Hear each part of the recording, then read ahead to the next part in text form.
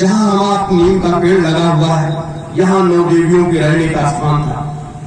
इसे 9 दात्री माता कहा जाता है। इन माताओं ने उन 88,000 ऋषियों की देखरेख किया और देवताओं को लगा दिया गया कि किसी प्रकार से इनको किसी प्रकार से परेशानी न होने पाए और इनको चारों तरफ से उसका सुरक्षा घेरा बना दिया गया और वो साधना में लीन हो गए। वो साधना में लीन हो गए। 72 वर्ष जब पूरा हुआ, 72 वर्ष पूरा होने के बाद जब परमात्मा प्रसन्न हुआ तो परमात्मा ने पूछा, यह ऋषिगण आपको क्या चाहिए? ऋषियों ने एक स्वर से यही बात कहा कि हे प्रभु, हम ये चाहते हैं कि जब कलिकाल में आपका आगमन हो, जब कलिकाल में आप आए तो एक ऐसा महायज्ञ करें जो भूते न भविष्यते। सोचिए, उन्होंने अपने लिए कुछ नहीं मांगा और एक ही चीज मांगी कि हे प्रभु, जब आप इस लोक में इस कलिकाल की अंतिम वेला में आप जब आए तो एक ऐसा महायज्ञ यहां पर करें जो भूते न भविष्यते, जो न किसी युग में हुआ है न आगे किसी युग में हो। परमात्मा ने तथास्तु कह दिया। फिर ऋषियों ने विनती की कि हे प्रभु, हम ये चाहते हैं कि जो हम ऋषि गणों ने इन सारी शक्तियों को अर्जित किया है इतने सालों में, क्योंकि उस समय जब आप महायज्ञ की तैयारियां करोगे तो उस समय शक्ति की आवश्यकता होगी, क्योंकि लोग शक्ति विहीन होंगे। तो हम सभी ऋषिगण अपनी सारी शक्तियों को इसी भूमि के अंदर समाहित कर देते हैं और जब भूमि के अंदर समाहित कर देंगे तो जब आप आएंगे तो उसकी आवश्यकता होगी, आप उसे आत्मसात कर लीजिएगा और लोगों में बांट दीजिएगा।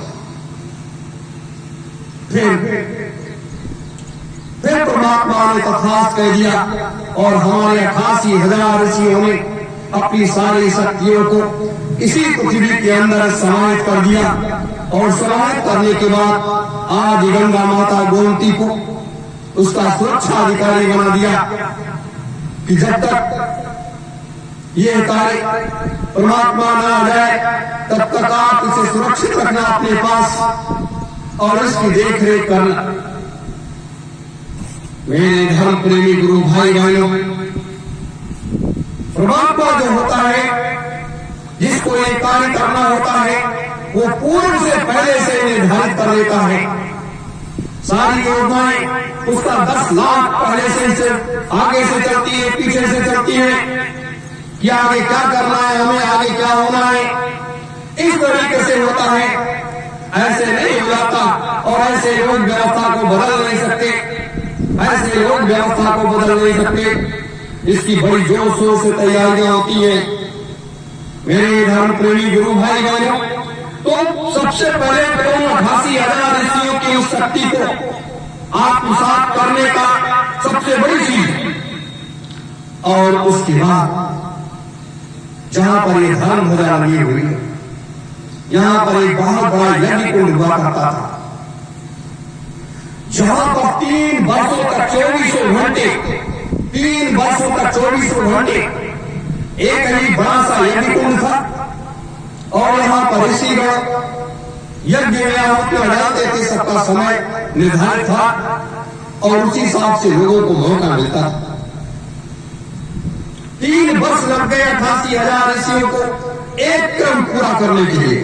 एक ही क्रम पूरा हुआ उसमें, और वो क्रम पूरा होने के बाद उसमें से एक ज्योति का प्रकाश निकला, एक बहुत बड़ा ज्योति का प्रकाश निकला, जो प्रकाश से पूरा प्रकाश में होता रहता था। और वो प्रकाश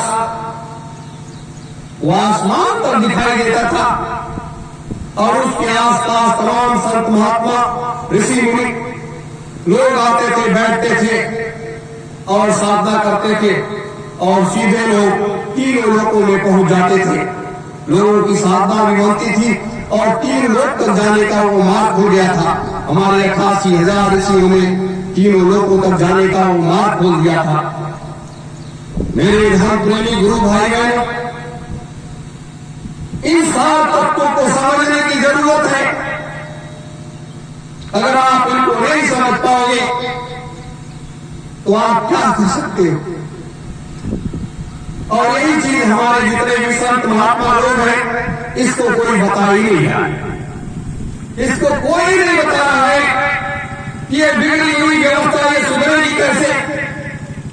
ये जो हालात स्थितियां देश और दुनिया की हो रही है, इसमें बदलाव कैसे आएगा, लोगों में सुख और शांति कैसे आएगी।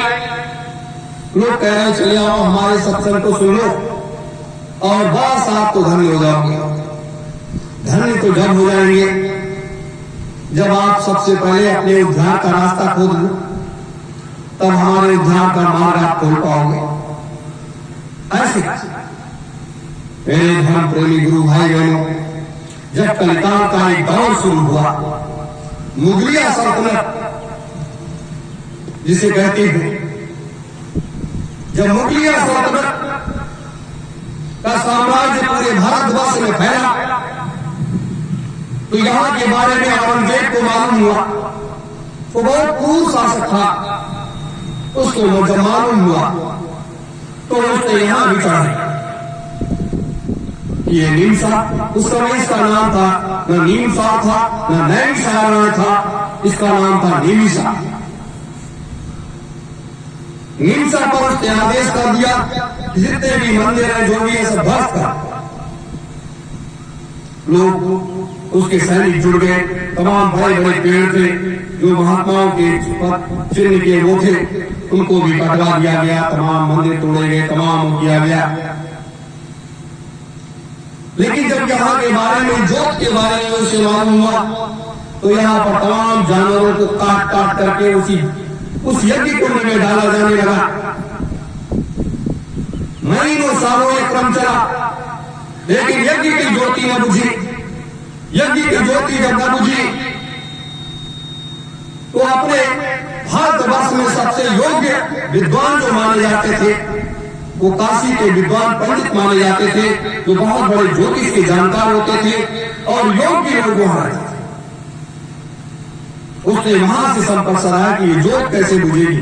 हमारा तो संकल्प है जब तक ये ज्योति नहीं बुझेगी। उसने संकल्प कर लिया तब तक हम पानी भी नहीं पिएंगे। यह औरंगजेब ने संकल्प कर लिया। तो ऐसे समय में उसने जो है फिर वहां के पंडितों ने बता दिया कि अगर वहां आप नग्न स्थिति में महिलाओं को खड़ा कर दोगे चारों तरफ, ये 88,000 ऋषि जो थे वो पूर्ण रूप से ब्रह्मचारी थे और उन्होंने मृतलोक में समस्त देवियों को, बच्चियों को, सबको अपना मां मान लिया था। और मां का आंचल हमेशा पवित्र होता है। मां का आंचल हमेशा पवित्र होता है। ऐसी स्थिति में जब वहां देवियों को नग्न स्थिति में खड़ा कर दिया गया, हजारों देवियों की, तो वो ज्योति तुरंत बुझ गई।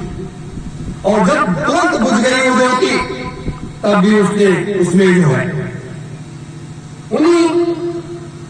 उन्हीं देवियों का वध करके उसमें डाल दिया। ये मैं आज आपको पहली बार बता रहा हूं।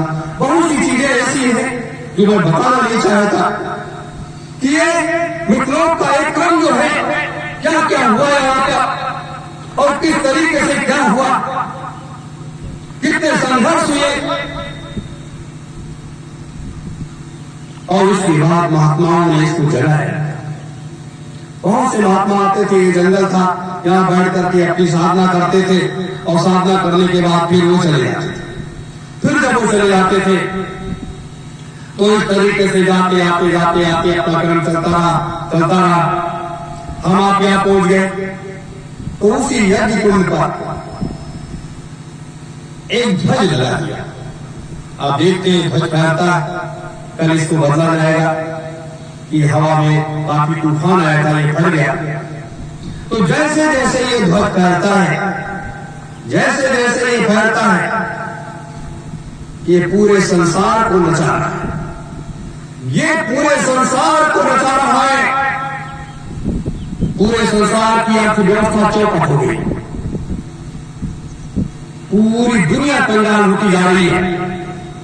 दूसरी स्थिति, पूरी दुनिया में ऐसी ऐसी महामारियां, बीमारियां फैल रही हैं, पूरी दुनिया में हाहाकार मचा हुआ है।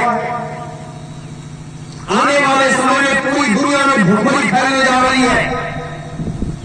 इतनी भयंकर भुखमरी, करोड़ों करोड़ों लोग भूख से मर जाएंगे और इतने भयंकर, इतने जबरदस्त गृह युद्ध देश और दुनिया में होगा। लोग तमाशा, मेरे धर्म प्रेमी गुरु भाई बहनों, क्या देखा है, क्या समझा है, क्या पाए हो, क्या लाए, ये सब होने जा रहा है। मेरे धर्म प्रेमी गुरु भाई बहनों, इसलिए कहते हैं कि अपने कर्तव्य से विमुख मत हो। जब आप अपने कर्तव्य से विमुख हो जाते हो, आपके पैर लड़खड़ाने लगते हैं, और जब आपके पैर लड़खड़ाने लगते हैं तो आप और तमाम विपत्ताएं आती हैं। तो ये ज्ञान की भूमि है, ये कर्म की भूमि है। हमें इस जगह पुनः उस ज्योति को प्रकाशमय करना है। इसीलिए 1001 यज्ञ कुंड, तो वो सतयुग स्थापना का यज्ञ कुंड होगा, लेकिन 2,03,000 वर्षों के लिए, 2,03,000 वर्षों के लिए इस ज्योति पुनः जागृत करना है। पुनः जागृत करना है कि जब तक ये जागृत अवस्था में रहेगी 2,03,000 वर्षों तक, तब तक इस पृथ्वी पर किसी प्रकार का कोई पाप नहीं होगा, पृथ्वी पर कोई गड़बड़ी नहीं आएगी। सब महात्मा का तत्व सबके अंदर व्याप्त होगा और सब एक अच्छे सतमार्गी होंगे, सतयुगी होंगे, ज्ञानी होंगे। तो ये व्यवस्था कौन कर रहा है? ये व्यवस्था कौन कर रहा है? अपना गुरु, अपने गुरु महाराज जो सिद्धाश्रम में बैठे हुए हैं, वो 3,000 महात्माओं की सारी शक्तियों को लेकर के और उनको ला करके उनके माध्यम से ये सारी व्यवस्थाओं को बनाने की तैयारी कर रहे हैं। और लोग कह रहे हैं, कोई कह रहा मेरे में समा गए, कोई कह रहा मेरे में समा गए, कोई कह रहा मेरे में समा गए। वो तो इस कार्य करने के लिए आए, किसी के अंदर समाने के लिए आए, किसी के अंदर समाने के लिए नहीं है। मेरे धर्म प्रेमी गुरु भाई बहनों, इसलिए अपने जीवन के कुछ समय का जो ये है उसको साधो और समझो और लोगों को समझाओ।